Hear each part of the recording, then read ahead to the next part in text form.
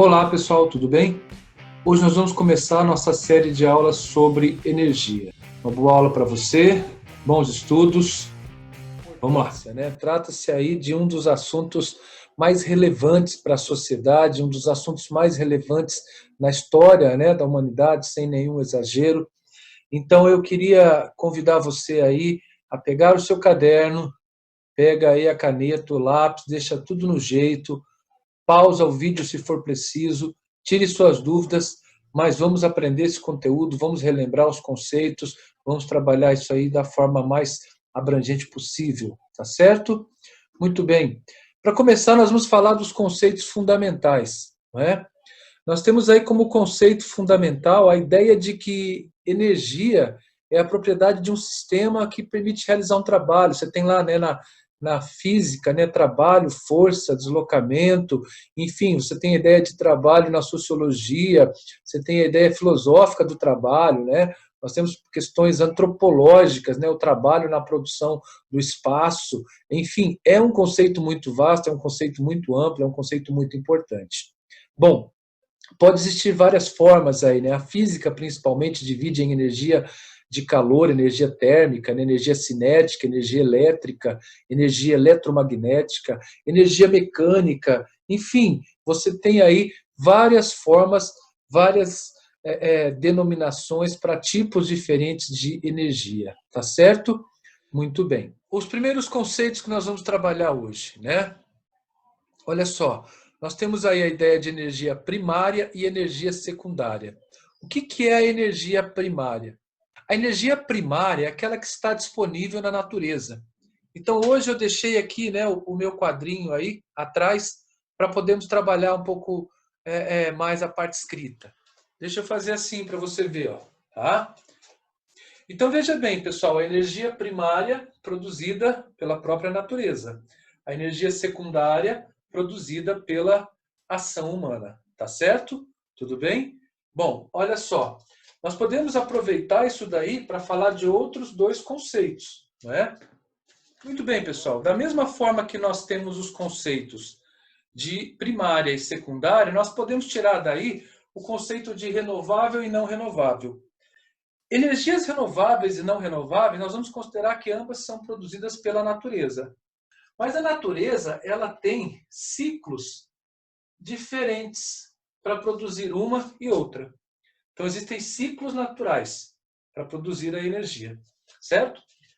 Se o ciclo é curto, então se a natureza produz isso de forma rápida, nós vamos chamar de energia renovável. Então, energia renovável é aquela que tem ciclo natural curto.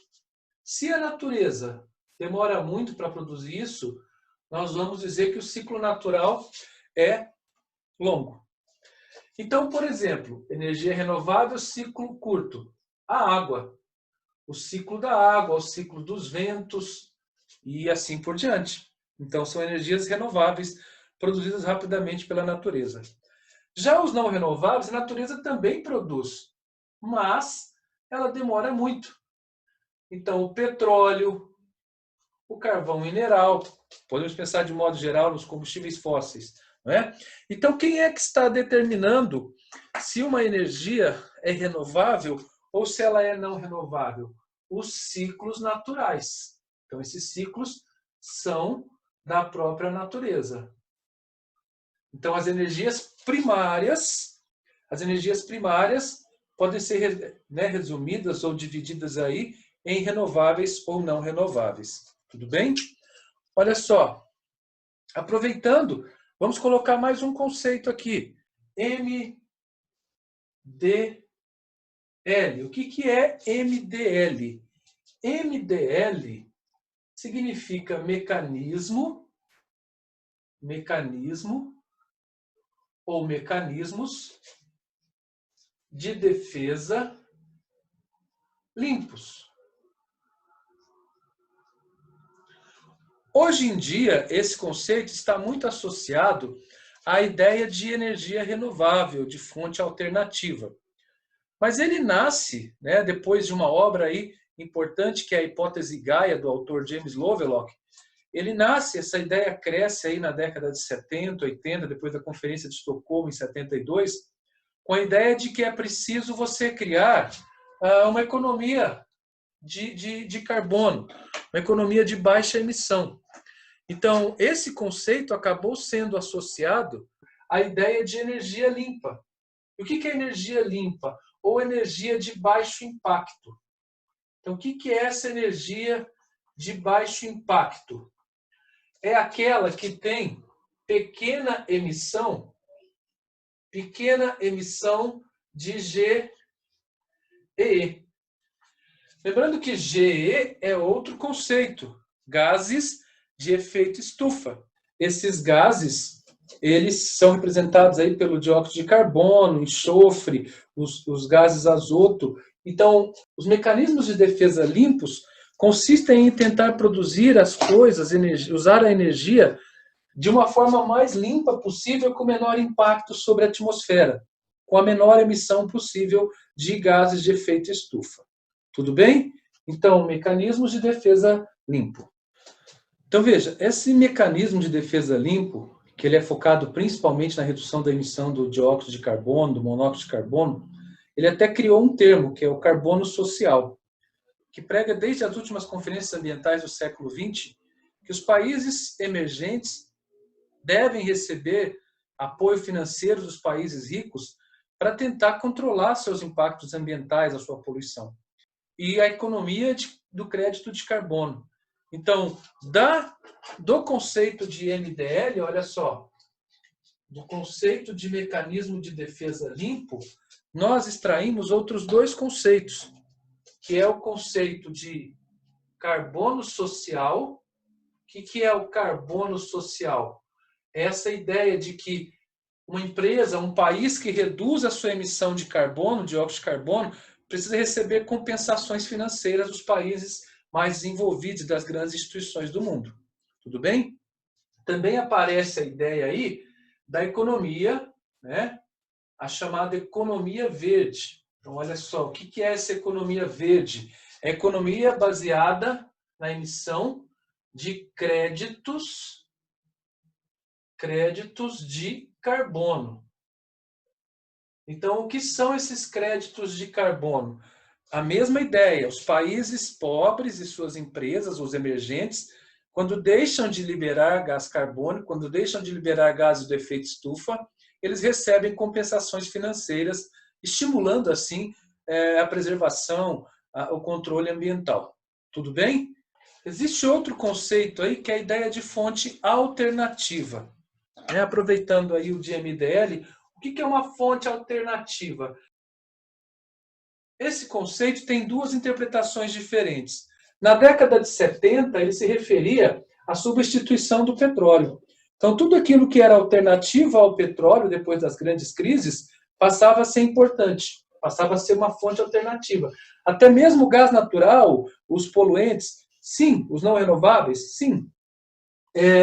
E, mais recentemente, né, depois, aí no século XXI, nos últimos tempos, energia alternativa passou a ser sinônimo de energia limpa e renovável. Então, ela tem que ser de baixa emissão e também tem que ser renovável. Então, há dois contextos diferentes para definir o conceito de energia alternativa. Década de 70, tudo aquilo que substitui o petróleo. Século XXI, toda energia que é limpa e renovável. Muito bem, pessoal. O nosso próximo conceito é este aqui, ó, o conceito de matriz energética. Veja bem, quando nós falamos em matriz, ele é a soma. A matriz é a soma de todas as fontes. Soma de todas as fontes utilizadas por um país. Então, veja bem, a matriz energética brasileira utiliza cada vez mais a biomassa. A matriz energética brasileira ainda usa principalmente a água. E aí entra uma questão importante, ó. Matriz energética é diferente de matriz elétrica. Isso é uma pegadinha complicada, né? Muitas vezes os alunos erram por isso. o que acontece? O cara vai lá e coloca a matriz energética brasileira é fundamentalmente água. Não. A matriz energética brasileira, o que ela mais usa ainda são derivados de petróleo, biomassa e outros itens. A água, ela está aqui, ó, na matriz elétrica. Então, a água, ela é principal, ela é determinante, ela é a principal fonte de energia na matriz elétrica. Então, cuidado para não confundir fonte com matriz. E matriz energética engloba a matriz elétrica. A gente pode dizer que a matriz elétrica está contida na matriz energética. Então, nossos carros não andam movidos a água. Né? Nossas indústrias não usam mais água do que derivados de petróleo, carvão ou coisas desse tipo. Bem, pessoal, então fechando esse nosso primeiro slide aí, nós falamos de energia primária, que é aquela que é produzida pela própria natureza, secundária, transformada pela ação humana, renovável, de ciclo curto, não renovável, de ciclo longo, alternativa, na década de 70, tudo que substituiu o petróleo, hoje as energias limpas e renováveis, MDL, mecanismos de defesa limpo, com a ideia de carbono social, de economia de crédito de carbono, que é uma ideia de fazer com que os países emergentes se industrializem de uma forma menos poluente do que foi a industrialização dos países ricos. Para isso, os países ricos, né, fornecem aí incentivos financeiros, comprando créditos de carbono das empresas dos países emergentes que poluem menos. E ficou aí, né, o conceito de matriz energética como uma ideia de que é a soma de todas as fontes. Eu chamei a atenção para você não confundir com matriz elétrica. Tem ainda nesse slide um conceito que é chamado de segurança energética. O que é a segurança energética? É a situação geral que um país vive em termos de energia. É a situação que envolve, por exemplo, quanto de energia per capita nós temos. Por quanto tempo nossa água é suficiente para manter nossas hidrelétricas? Por quanto tempo nós vamos depender ou nós vamos usar um tipo só de energia? A ideia de segurança energética é um cálculo entre a quantidade de energia que um país produz e o quanto ele consome. Qual é o impacto dessa produção? Porque, vamos dar um exemplo, se falta energia num país, prejudica a indústria, prejudica aí o comércio, né, prejudica a vida cotidiana dos seus habitantes. Então, a segurança energética é um conceito que se refere à relação entre produção e consumo de energia.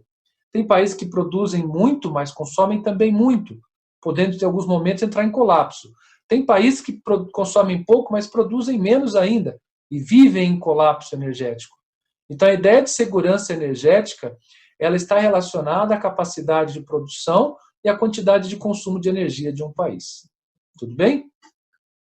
Bom, vamos aí então para o nosso segundo slide, né?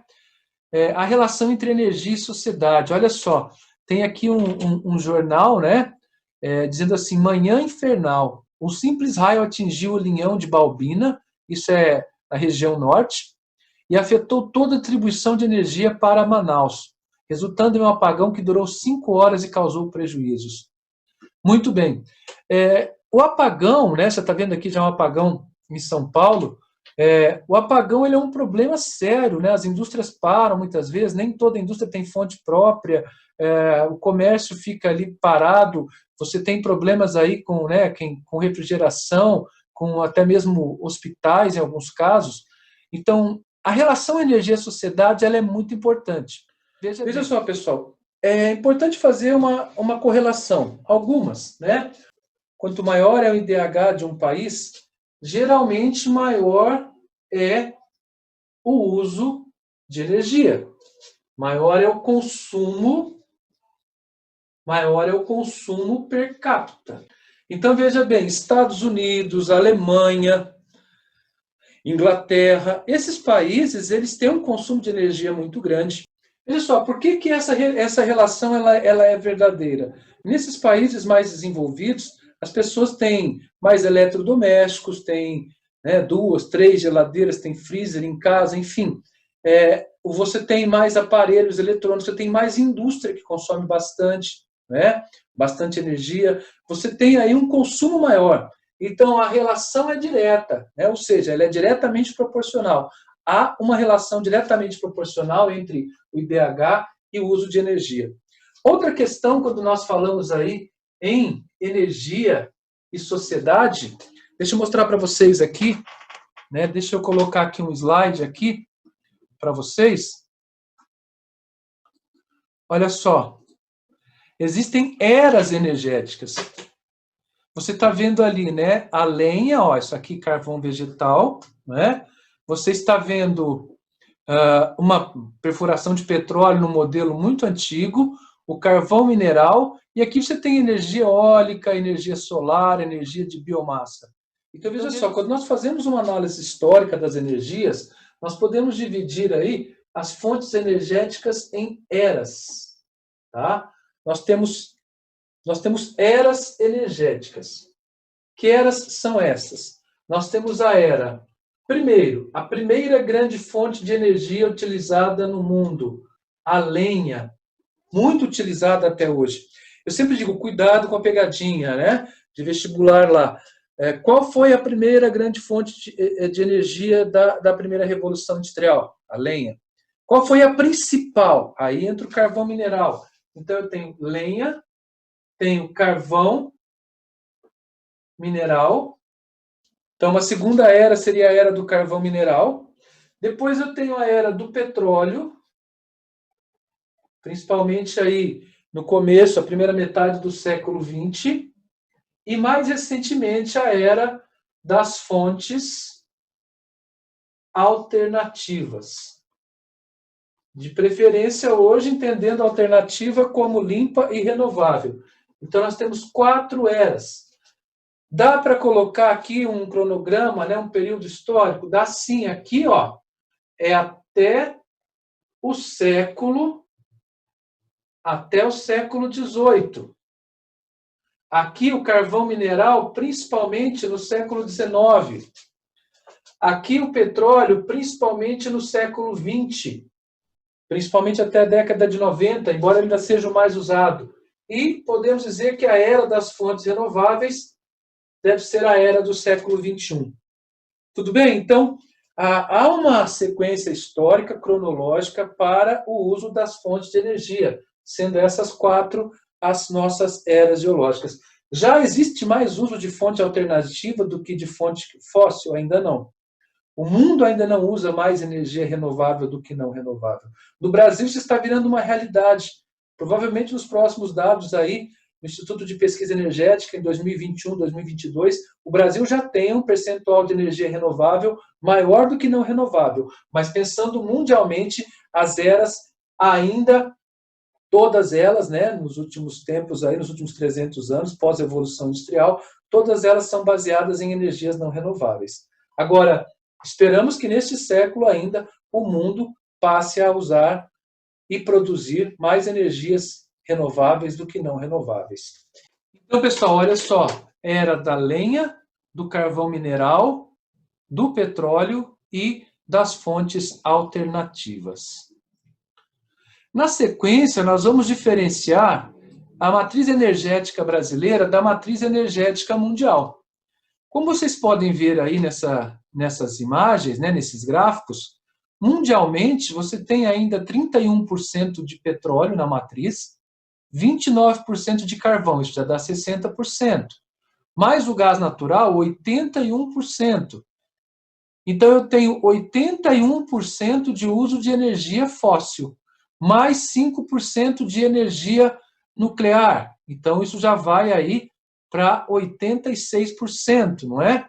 Então, veja bem, só 14% da matriz energética mundial é renovável.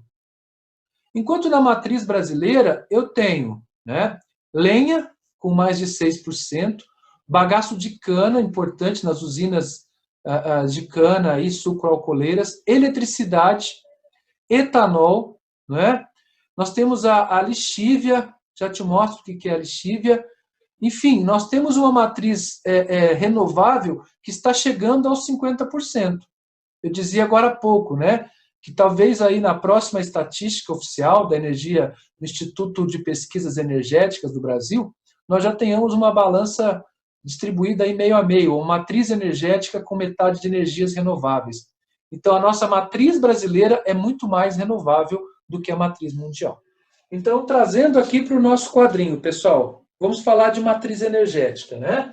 De um lado, nós temos a matriz mundial. Do outro, nós temos a matriz do Brasil. Na matriz mundial, nós temos aí, olha só, 86% de energia não renovável. Enquanto na matriz brasileira, nós temos aí um percentual de aproximadamente 52,5% de energia não renovável. Professor, onde eu encontro essas estatísticas? Você encontra no Instituto de Pesquisas Energéticas do governo, tá certo? Muito bem. Então, aqui sobraram 14% de energia renovável, muito pouco, né, pessoal? Vamos concordar aqui que é muito pouco, enquanto o Brasil tem aqui, 47,5% de fontes renováveis. Não é isso? Olha só, é muito mais que a média mundial.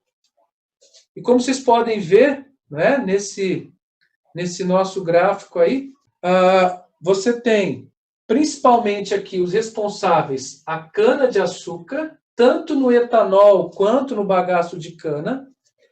E você tem a questão aí, né, do próprio etanol como fonte de combustível para os carros, né? O bagaço de cana é queimado, produz energia.